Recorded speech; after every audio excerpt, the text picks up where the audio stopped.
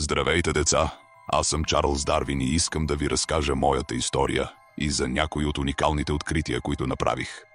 Роден съм през 1809 година в Шрюсбъри, Англия.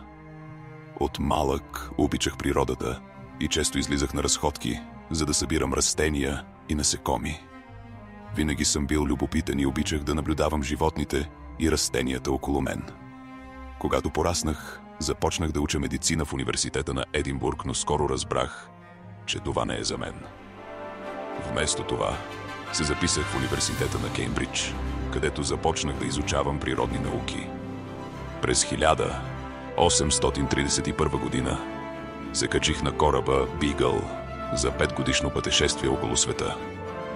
Това пътуване беше много важно за мен, защото ми даде възможност да наблюдавам различни растения и животни в техните естествени среди. Особено впечатление ми направиха островите Галапагос, където видях различни видове птици и костенурки, които ме накараха да се замисля за еволюцията. След като се върнах в Англия, започнах да работя върху теорията си за еволюцията чрез естествен отбор. През 1859 година публикувах книгата «Произход на видовете», в която обясних как видовете се променят и адаптират към околната среда с течение на времето. Тази теория беше революционна и промени начина, по който хората разбират живота на Земята. Теорията на еволюцията чрез естествен отбор може да се обясни последния начин. Всяко животно или растение е малко по-различно от другите. Например, някои зайци имат по-дълги уши, а други по-къси. Тези различия могат да се предават от родителите на техните деца. Така, ако един заек има дълги уши, неговите деца също може да имат дълги уши. Животните и растенията, които имат полезни различия, имат по-голям шанс да оцелеят и да имат деца.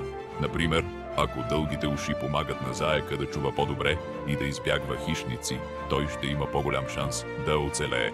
С течение на времето тези полезни различия стават все по-чести в популацията. Така след много поколения почти всички зайци може да имат дълги уши. Освен на работата ми върху еволюцията, направих и много други важни открития, изследвах растения и животни и написах много книги за тях. Винаги съм вярвал, че науката може да ни помогне да разберем света около нас и да направим живота ни по-добър.